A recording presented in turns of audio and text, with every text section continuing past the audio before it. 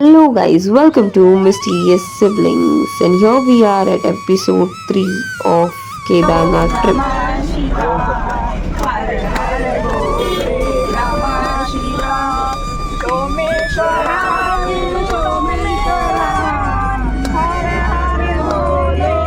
तो ऋषिकेश से हम केदारनाथ के लिए निकल पड़े हैं।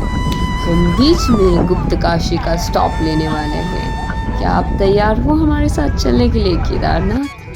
सो till then enjoy the views around, क्योंकि यहाँ पे बहुत ही सुंदर सुंदर व्यूज़ आ रहे हैं। बहुत सारी चीज़ें आ रही हैं जो हम देख पा रहे हैं, जो हमें बहुत सुंदर लग रहा है। ये देखिए कितना सुंदर लग रहा है गुरुद्वारा, कितना सुंदर लग रहा है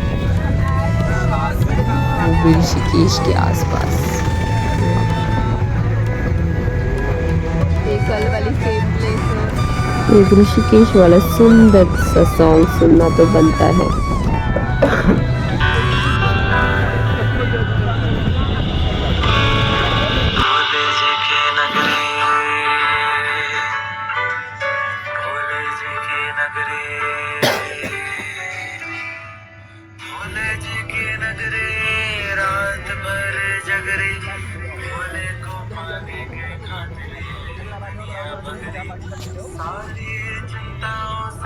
दुनिया भर के बलाओं से मैं बच के बैठा ऋषिकेश में, साधु संत के वेश में मैं रहता ऐसे देश में।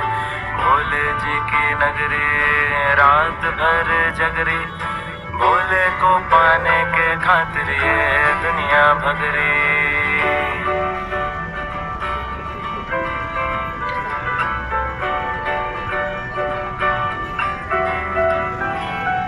राम झूला लक्ष्मण झूला घूम रहा मैं खुल्लम खुल्ला, साथ में बहरी हवा सुरीली गंगा जी की लहरें गीली। नीलकंठ मुझको जाना जी जाना भगवा देश में, मैं आया ऐसे देश में मैं खुश हूँ ऋषिकेश में।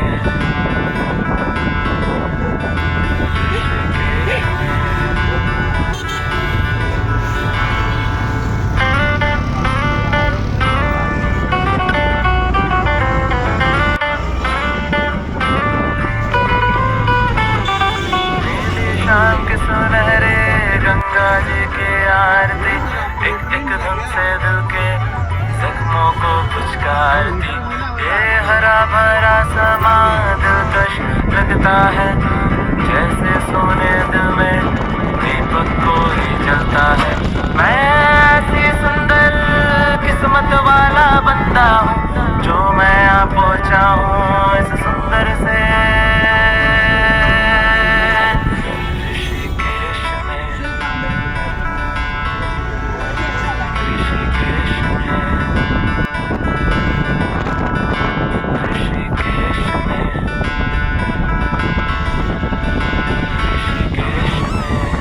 अब हम आगे बढ़ते हैं और चलते हैं ऋषिकेश से केदारनाथ का सफ़र, जो है 2 to 3 किलोमीटर दूर। सो हम बीच में गौरीकुंड में रुकने वाले हैं। तो let's go, let's see at what time we reach there. ज़रूर बताऊंगी कि जाने के लिए ये वीडियो अंत तक देखना, और बीच बीच में हम स्टॉप्स भी लेने वाले हैं, यहाँ वहाँ का भी नज़ारा देखने वाले हैं और घूमने वाले हैं। So do watch it till the end. सबसे पहला हम स्टॉप लेने वाले हैं देवप्रयाग का, जो हमें मिलने वाला है रास्ते में। उसके बाद हम जाने वाले हैं धारी देवी मंदिर, जो कि बहुत ही रहस्यमय है। बहुत सारी स्टोरीज उसके साथ जुड़ी हुई है जो हम आपको भी ज़रूर बताएंगे। ये सब जानने के लिए और देखने के लिए पूरा वीडियो अंत तक देखना, और हमारे चैनल को सब्सक्राइब ज़रूर करना, because there are many more Kedarnath vlog coming soon. Kedarnath, Badrinath, Haridwar as well. तो सबसे पहले आने वाला हमारा स्टॉप होने वाला है देवप्रयाग, जो कि ऋषिकेश से 70 किलोमीटर दूर है, जहाँ पे हम अभी चले हैं।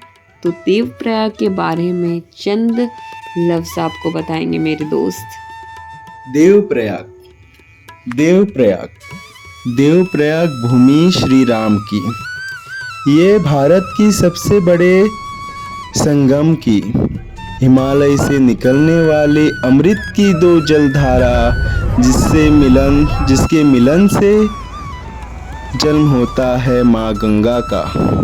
देवप्रयाग को ऐसी ही देवभूमि नहीं कहा गया है, क्योंकि ये भूमि है तपस्या की, ये भूमि है दर्पण की, ये भूमि है त्रिवेणी की, ये भूमि है पुरखों को तारने वाले मुक्ति की, ये भूमि है मोक्ष की, ये भूमि है श्रावण कुमार के बलिदान की, ये भूमि है सबसे बड़े संगम की, ये भूमि है श्री रघुनंदन की।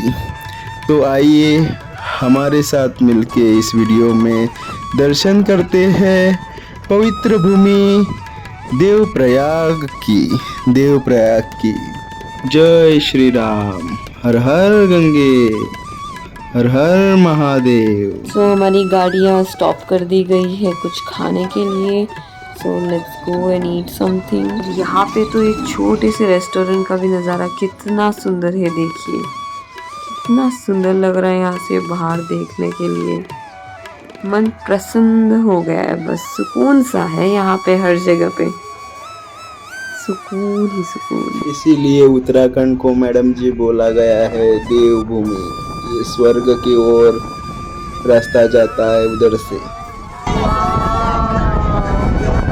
और ये आ गया देवप्रयाग हमारे सामने, आप देख सकते हो।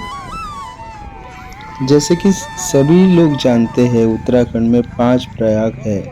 विष्णु प्रयाग, कर्ण प्रयाग, नंदा प्रयाग, रुद्र प्रयाग, देव प्रयाग। तो इन 5 प्रयागों में सबसे बड़ा और पवित्र जो प्रयाग है वो देव प्रयाग है, जो आपके सामने वीडियो में दिखाई दे रहा है।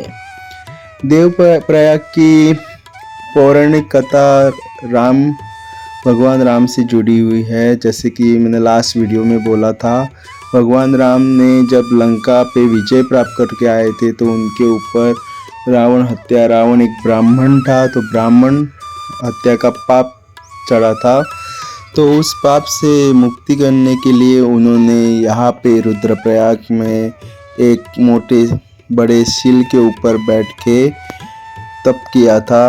तो वो आज भी शील वैसा ही है, नीचे जाने से वो आपको दिखाई देता है। वहाँ पे नीचे जहाँ पे देवप्रयाग है वहाँ पे भगवान राम जी की पादुका है, जहाँ पे उन्होंने पैर रखा था वहाँ पे राम, लक्ष्मण और भगवान हनुमान के भी पैर उमटे हुए हैं। वैसे आपके सामने जो मंदिर दिखाई दे रहा है वो राम भगवान का मंदिर है। उस मंदिर में 5.5 फुट की मूर्ति है राम जी की, भगवान श्री राम की। यहाँ की दूसरी पौराणिक कथा ऐसे है, जो भागवत थे उन्होंने तप करके गंगा माँ को बोला था कि धरती पे प्रकट हो। तो जब गंगा माँ धरती पे प्रकट होने के लिए आए तो 33 कोटि देवता भी उनके साथ प्रकट होके इधर ही उन्होंने देवप्रयाग में अपना स्थान ले लिया, इसीलिए इसको देवप्रयाग कहा जाता है। वैसे ही आपके सामने 2 नदियाँ दिखाई दे रही है, नदी अलकनंदा एंड भागीरथी। एक्चुअली भागीरथ ने तप करके गंगा माँ को प्रकट होने के लिए बोला था, इसीलिए जो गौमुख से मतलब गंगोत्री से जो गंगा मैया बहती है उनको भागीरथी ही नाम से जाना जाता है। देवप्रयाग से उनको गंगा माँ के नाम से जानते हैं। अलकनंदा नदी संतोपाल से निकल के माना गांव से निकल के फिर आगे बद्रीनाथ से 30 किलोमीटर होके देवप्रयाग में ख़त्म होती है। अलकनंदा में 4-5 नदियों का भी संगम है, जैसे कि सबसे पहले है सरस्वती, दूसरी है गौरी, फिर मंदागिरी जो नदी है वो केदारनाथ से होके आती है। उत्तराखंड में ये दोनों नदियों को सास बहू भी कहा जाता है। अलकनंदा को बहू तो भागीरथी को सास बोला जाता है। ऐसा बोला जाता है कि भगवान विष्णु का सर बद्रीनाथ में है, तो देवप्रयाग में नाभि है और गया में उनके पैर है। इसीलिए इन 3 स्थानों पे पिंडदान किया जाता है अपने पूर्वजों को। भगवान श्री राम ने भी यहाँ पे पिंडदान किया था। दशांचल पर्वत, गीतांचल पर्वत, नरसिंह पर्वत, ऐसे 3 पर्वतों के बीच ये नदियों का संगम है और ये 2 नदियाँ मिलके एक नदी बनती है जो गंगा माँ है। बहुत अच्छे रुपेश ने ये बहुत अच्छी तरीके से बताया है कि ये स्टोरी किस बारे में है और किस तरीके से ये बताई जाती है और बहुत अच्छे से समझा दिया है उसने।